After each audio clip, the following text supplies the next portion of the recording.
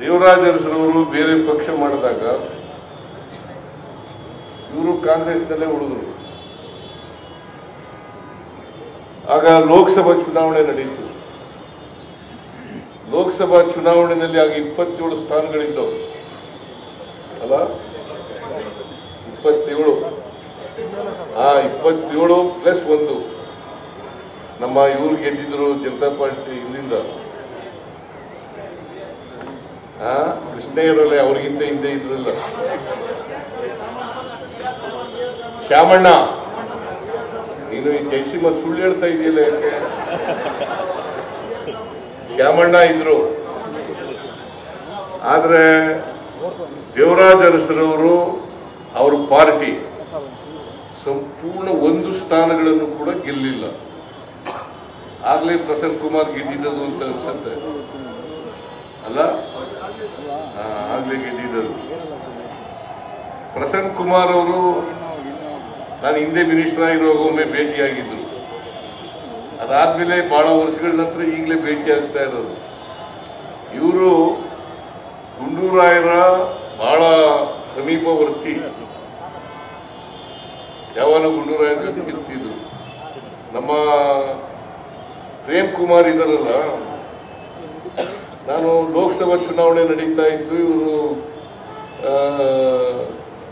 ಶಾಸಕರ ಭವನದಲ್ಲಿ ಇದ್ರು. ಯಾಕೆ ಇದೆಯಾ ಪ್ರೇಮ್ ಕುಮಾರ್?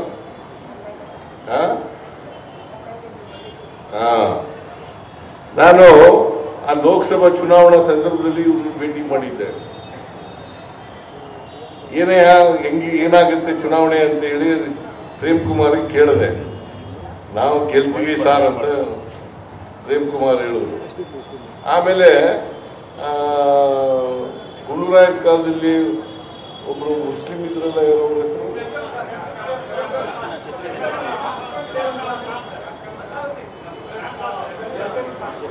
FM ಖಾನ್. FM ಖಾನ್ ಅಂತ ನೀವು ಹೇಳ್ತಾ ಇದ್ದೀನಿ ನಾನು. ಯಾರೋ FM ಖಾನ್ ಹತ್ರ ದುಡ್ಡು ಕೇಳಕ್ ಬಂದಿದ್ರು ಕ್ಯಾಂಡಿಡೇಟು. ಇನ್ನು ಇಂದಿರಾ ಗಾಂಧಿ ಫೋಟೋ ತೋರ್ಸಾಗ ಗೆಲ್ತೀಯ ನೀನು, ದುಡ್ಡು ಯಾಕೆ ಕೊಡ್ಬೇಕು ನಿನಗೆ ಅಂತ ಹೇಳ್ತಾ ಇದ್ದೆ ಅಲ್ಲ ಪ್ರೇಮ್ ಕುಮಾರ್? ಜ್ಞಾಪಕ ಇದೆಯಾ? ಜ್ಞಾಪಕ ಇದೆ. ನಾನು ನಮ್ಮ ಜಿಲ್ಲೆಯವರೆಲ್ಲ ಇವರು ಹುಣಸೂರಿನವರು. ಸೊ ಹಂಗಾಗಿ ಪರಿಚಯ ಇದ್ದದ ಮೇಲೆ ಹೋಗಿದ್ದೆ ನಾನು ಭೇಟಿ ಮಾಡಕ್ಕೆ ಇವ್ರಿಗೆ LH-ನಲ್ಲಿ. ನಾ ಇನ್ನೂ MLA ಆಗಿರಲಿಲ್ಲ. ಆಗ ಹೋದಾಗ ಈ ಥರ ಹೇಳಿದ್ರು. FM ಖಾನ್ ಅವರು ಸುಮ್ಮನೆ ಇಂದಿರಾ ಗಾಂಧಿ ಫೋಟೋ ತೋರಿಸ್ಕೊಂಡು ಬಂದ್ಬಿಡಿ, ಎಲ್ಲ ಕಡೆ ಗೆದ್ಬಿಡ್ತೀವಿ ನಾವು, ನೀವೇನು ದುಡ್ಡು ಕಾಸು ಏನು ಖರ್ಚು ಮಾಡಬೇಡ ಅಂತ ಯಾರೋ ದುಡ್ಡು ಕೇಳಿದವರಿಗೆ ಕ್ಯಾಂಡಿಡೇಟ್ಗೆ ಹೇಳಿದ್ರು ಅಂತೇಳಿ ಹೇಳಿದ್ರು. ನಾನು ಆಗ ಅಂದ್ಕೊಂಡೆ, ಇಷ್ಟೊಂದು ಪಾಪ್ಯುಲರ್ ಅಮ್ಮ ಇಂದಿರಾ ಗಾಂಧಿಯವರು ಅಂತೇಳಿ ಅಂದ್ಕೊಂಡೆ ನಾನು. ಅದು ನಿಜವಾಗಿ ನೋಡಿದ್ರೆ ಗುಂಡೂರಾಯರು 27 ಸ್ಥಾನಗಳನ್ನ ಗೆದ್ಬಿಟ್ಟಿದ್ರು. ಅಲ್ಲ, 1 ಸ್ಥಾನ ಬಿಟ್ಟು 27 ಸ್ಥಾನಗಳು ಕೇಳಿದ್ರು. ದೇವರಾಜ ಅರಸರವರ ಪಾರ್ಟಿ 0, 1 ಸ್ಥಾನನೂ ಕೂಡ ಗೆಲ್ಲಲಿಲ್ಲ. ಸೊ ಆಗ ಗುಂಡೂರಾಯರು ಚೀಫ್ ಮಿನಿಸ್ಟರ್ ಆದರು. ಅದಾದ್ಮೇಲೆ ನಾನು ಆಗ ರೈತ ಸಂಘದಲ್ಲಿದ್ದೆ. ಒಂದ್ಸಾರಿ ನಾನು ಮೈಸೂರು ಜಿಲ್ಲಾ ರೈತ ಸಂಘದ ಜನರಲ್ ಸೆಕ್ರೆಟರಿ ಆಗಿದ್ದೆ. ಆಗ ನಾನು ವರ್ಣನಾನ ಚಳುವಳಿ ಮಾಡ್ತಾ ಇದ್ದೆ. ರಿಲೇ ಹಂಗರ್ ಸ್ಟ್ರೈಕ್. ನಾವು ಬೆಳಿಗ್ಗೆ ಎಲ್ಲ ತಿಂಡಿ ತಿನ್ನೋದು, ಬೆಳಿಗ್ಗೆ ಆದ್ಮೇಲೆ ತಿಂಡಿ ಆದ್ಮೇಲೆ ರಾತ್ರಿ ನೆಕ್ಸ್ಟ್ ಡೇ ಬೆಳಿಗ್ಗೆವರೆಗೆ ಹಸ್ಕೊಂಡಿರೋದು, ಚಳವಳಿ ಮಾಡ್ತಾ ಇದ್ದವು. ಆಗ ಗುಂಡೂರಾಯರು ಒಂದು ಸಭೆ ಕರೆದರು ರೈತ ಸಂಘದ್ದು. ಆಗ ನಂಜುಂಡಸ್ವಾಮಿ ಬಹಳ ಪವರ್ಫುಲ್ ಆಗಿದ್ರು. ಡಾಕ್ಟರ್ ನಂಜುಂಡಸ್ವಾಮಿ ಪವರ್ಫುಲ್ ಆಗಿದ್ರು. ನಾನು ಮೈಸೂರು ಜಿಲ್ಲೆ ಜನರಲ್ ಸೆಕ್ರೆಟರಿ ಆಗಿದೆ, ರಂಗನಾಥ್ ಅಧ್ಯಕ್ಷರಾಗಿದ್ರು. ಆಗ ನನ್ನನ್ನು ಕರೆದಿದ್ರು ಗುಂಡೂರಾಯರು. ರೈತ ಸಂಘದ ವಿಧಾನಸೌಧ ಕಾನ್ಫರೆನ್ಸ್ ಹಾಲ್ ಇದೆಯಲ್ಲ, ಅಲ್ಲಿ ಮೀಟಿಂಗು. ನಂಜುಂಡಸ್ವಾಮಿ ಅವರು ಹೇಳಿದ್ರು. ಆಗ ಚೀಫ್ ಸೆಕ್ರೆಟರಿ ಯಾರೋ ಇದ್ರು ಅನ್ನಕ್ಕೆ ಅನ್ಸುತ್ತೆ, ಮರ್ತ್ಬಿಟ್ಟಿದ್ದೀನಿ ನಾನು. ನರಸಿಂಹರಾಯ್ ಗುಂಡೂರಾಯರಿಗೆ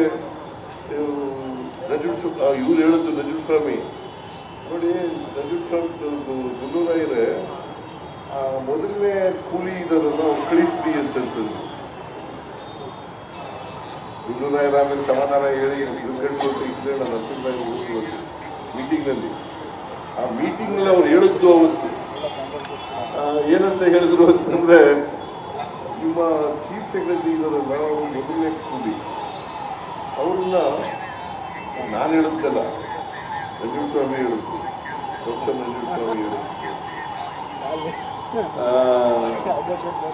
ನಾನು ಇನ್ನೂ ಜ್ಞಾಪಕ ಇದೆ, ಬಹುಶಃ 80ನೇ ಇಸ್ವಿ ಇರಬೇಕು ಅಥವಾ 81ನೇ ಇಸ್ವಿ ಇರಬೇಕು ಲೆಕ್ಕ ಅನ್ಸುತ್ತೆ, ನಾನು ಸರಿಯಾಗಿ ಜ್ಞಾಪಕ ಮಾಡ್ತಿದ್ದೀನಿ. 80 or 81 ಇದರಲ್ಲಿ ಈ ವಯಸ್ಸು ಇರಬೇಕು. ಅವತ್ತೇ ಗುಂಡೂರಾಯರು ನೋಡಿದ್ದು ನಾನು ಮೊದಲನೇ ಬಾರಿಗೆ. ನಾನು ಅಷ್ಟೊತ್ತಿಗೆ ತಾಲೂಕು ಬೋರ್ಡ್ ಮೆಂಬರ್ ಆಗಿದೆ, 78ನೇ ಇಸ್ವಿನಲ್ಲಿ ತಾಲೂಕು ಬೋರ್ಡ್ ಮೆಂಬರ್ ಆಗಿದ್ದೆ. ಅವತ್ತು ಗುಂಡೂರಾಯರು ನೋಡಿದೆ. ಗುಂಡೂರಾಯರು ರೈತ ಸಂಘದ ಡಿಮ್ಯಾಂಡ್ಗಳನ್ನೆಲ್ಲ ಕೇಳಿದ ಮೇಲೆ ನಾವೆಲ್ಲ ಮಾಡ್ಕೊಡ್ತೀವಿ, ಕೆಲವೆಲ್ಲ ಡಿಮ್ಯಾಂಡ್ಗಳನ್ನೆಲ್ಲ ಈಡೇರಿಸ್ತೀನಿ ಅಂತ ಹೇಳಿದ್ರು.